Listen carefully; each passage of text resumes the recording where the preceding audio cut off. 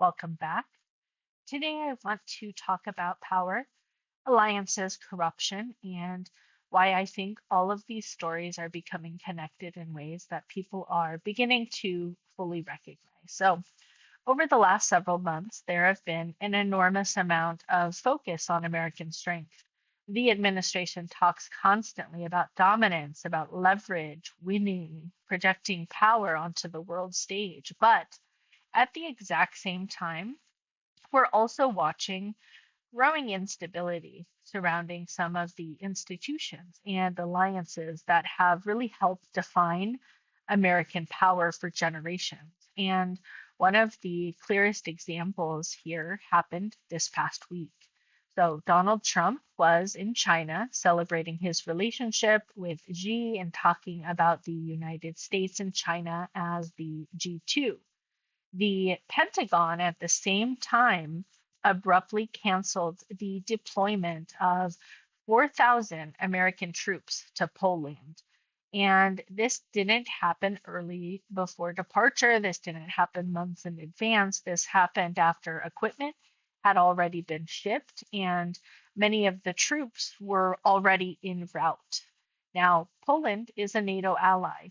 These troops were supposed to participate in a 9-month rotation, helping coordinate with allied forces in Europe and really strengthen deterrence against Russia. And members of Congress from both sides have reportedly been blindsided by the decision. And military leaders are reportedly warning that the decision really weakens deterrence against Russia at a moment when European stability already remains fragile.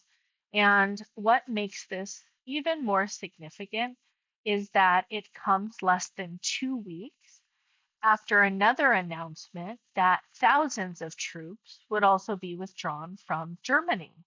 So this is no longer starting to look like an isolated decision. It's really beginning to look like a broader shift in how the administration views alliances themselves. And historically, alliances have been one of the central foundations of American global power. After World War II, the United States built influence not simply through military strength, but through partnerships, through institutions, through trade networks, and through long term diplomatic relationships. NATO was a part of that structure. The post war alliance system was a part of that structure. The idea was that stability itself became a form of power, and that system helped create decades of relative global order. But increasingly, the administration appears drawn towards a different model of power, a more transactional model, a more personality driven model. One built less around institutions and more around individual leaders and direct relationships between powerful states. And that's part of why this symbolism of Trump's meeting with Xi mattered so much. So, Trump repeatedly emphasized his relationship with Xi. He framed the connection personally. Xi, meanwhile, framed the conversation around state interests, around long term geospatial, geopolitical positioning. And I think that contrast right there matters a lot because one side appears to be really focused on personal rapport. The other appears focused on reshaping the balance of global power. And alongside this, there's a financial aspect to all of this. So, this past week, Bloomberg reported that new financial disclosures show Trump or advisors in investments to Trump made more than 3,700 stock trades during the first quarter of 2026 alone. Let me say that again. So, new financial disclosures show Trump or his investment advisors made more than 3,700 stock trades in one quarter of 2026. That is more than 40 trades a day. That number stuns even Wall Street professionals because traditionally, modern presidents either placed assets into blind trusts or avoided active trading altogether, precisely to avoid the appearance of conflicts of interest.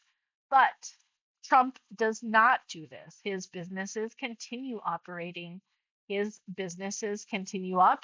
his sons managing them. And many of the companies involved in the reported trades are directly affected by this administration, their policies, and regulatory decisions. So that's NVIDIA, that's Intel, Meta, Amazon, Microsoft, Netflix.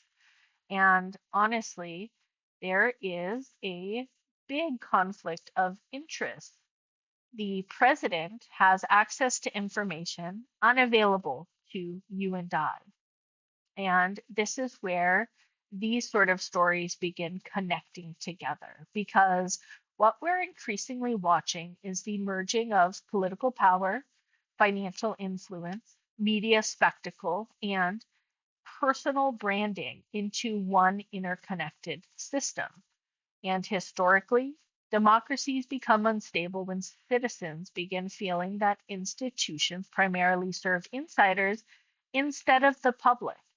We can tolerate a lot of inequality for long periods of time, but we're going to react very differently when we begin believing that rules no longer apply equally, especially during periods of economic stress, especially when housing becomes unaffordable, when debt rises, when groceries become expensive, when we start to feel like we are working harder while falling further behind. And I think that's part of why corruption and self-enrichment become such politically explosive issues. And they've continued to do so throughout history, not simply because money exists at the top, but because people began feeling disconnected from the system itself. And historically, once public trust starts eroding, institutions become far more fragile than they appear. And not through a single moment, but through slow normalization of behavior that previously would not be normal.